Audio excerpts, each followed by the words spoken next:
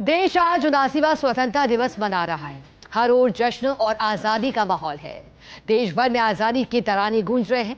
First India news के office में भी तिरंगा फहराया गया। चैनल के सीईओ एवं मैनेजिंग एडिटर पवन अरोड़ा ने राष्ट्रीय ध्वज फहराया और देशवासियों को स्वतंत्रता दिवस की शुभकामनाएं दी। इस अवसर पर सीनियर एडिटर जिनेंद्र सिंह शेखावत सहित फर्स्ट इंडिया परिवार के सदस्य मौजूद रहे।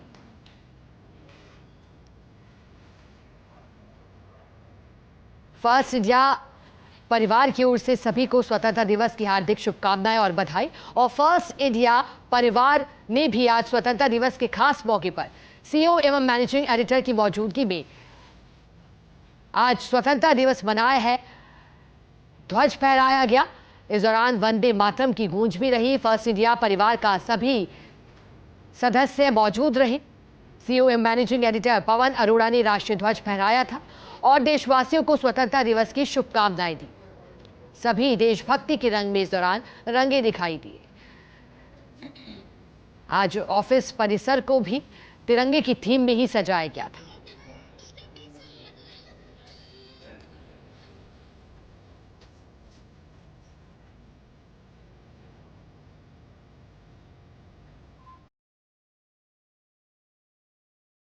सबसे पहले तो मैं हमारे सभी दर्शकों को, प्रदेशवासियों को, देशवासियों को, पूरे फर्स्ट इंडिया परिवार को इस 79वें स्वतंत्रता दिवस की बहुत बहुत हार्दिक शुभकामनाएं और बधाई देता हूं। ये जो शान से तिरंगा लहरा रहा है, ये केवल इस बात का प्रतीक नहीं होना चाहिए कि हमको विरासत में स्वतंत्रता मिली थी, बल्कि हमारे प्रयास ऐसे होने चाहिए कि आने वाली पीढ़ियाँ इस बात पर गर्व कर सकें कि हमने इस स्वतंत्र राष्ट्र को न केवल मजबूत बनाया, आत्मनिर्भर बनाया, अखंड और अक्षुण्ण रखा, बल्कि इसको निरंतर विकास के पथ पे, प्रगति के पथ पर हम ले गए।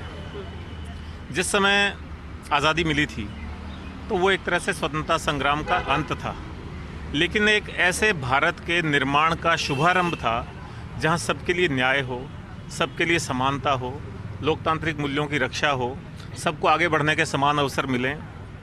तो उस एक चरित्रवान राष्ट्र, एक सामरिक दृष्टि से मजबूत राष्ट्र, एक आर्थिक दृष्टि से मजबूत राष्ट्र के पुनर्निर्माण की वो शुरुआत थी।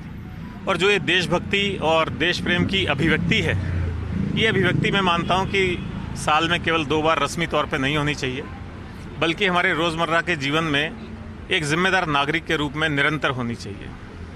हमारे जो अमर शहीद जवान थे, हमारे स्वतंत्रता सेनानी थे, उनकी कुर्बानियों से जो हमको ये इतनी कीमती आज़ादी मिली है, उसका मान रखते हुए आज के माहौल में, ख़ास तौर पे जो अंतर्राष्ट्रीय माहौल बन गया है, उसको ध्यान में रखते हुए हमें देश के आर्थिक उन्नति में, सामाजिक उत्थान में, देश की राष्ट्रीय सुरक्षा में, देश की सभ्यता और संस्कृति के मूल्यों की रक्षा में हमको निरंतर प्रयास करना चाहिए।